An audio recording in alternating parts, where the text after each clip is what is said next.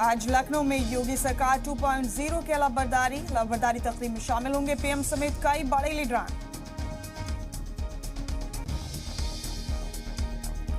रूस यूक्रेन जंग का आज 30वां दिन। यूक्रेन पर नहीं थम रहा रूस का कहर, लाखों लोग यूक्रेन छोड़ने को मजबूर।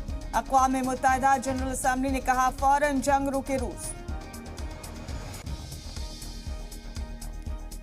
अमेरिका ने केमिकल हथियारों को लेकर फिर दिया रूस को इंतबाह, कहा अगर वो इसका इस्तेमाल करेंगे तो हम भी इसका जवाब देंगे। रूस के सदर पुतिन ने नाटो को फिर दी न्यूक्लियर हमले की धमकी, कहा नाटो ने उकसाया तो होगा जौहरी हमला।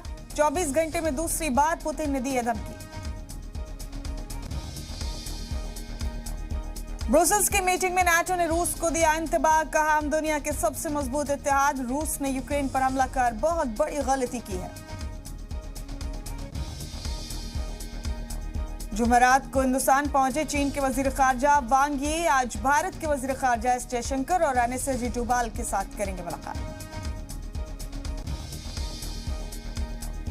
लवबरदारी के बाद एक्शन में उत्तराखंड के सीएम पुष्कर सिंह धामी, कैबिनेट में इत्तेफाक़ी राय से पास हुआ यूनिफॉर्म सिविल कोड, कहा आल सतह की कमेटी तैयार करेगा कानून का ड्राफ्ट।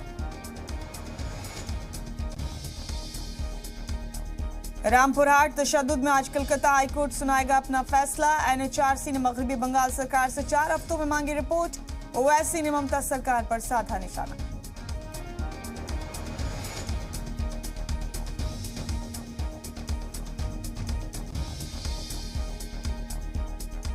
पाकिस्तान में आज इमरान खान की कुर्सी पर होगा फैसला। नेशनल असेंबली में आज तहरीक अदम एतमाद की तजवीज पर होगी वोटिंग। इमरान ने अपोजिशन को बताया डाकुओं का गिरोह। दिल्ली के सीएम केजरीवाल ने कश्मीर फाइल्स के जरिए बीजेपी पर साधा निशाना, कहा इन्हें पंडितों के दुख से कुछ लेना देना नहीं, फिल्म दिखाकर कमा रहे हैं करोड़ों। लगातार चौथे दिन बढ़े पेट्रोल डीजल की कीमत में हुआ 80 पैसे का इजाफा। दिल्ली में पेट्रोल 98 तो डीजल 90 की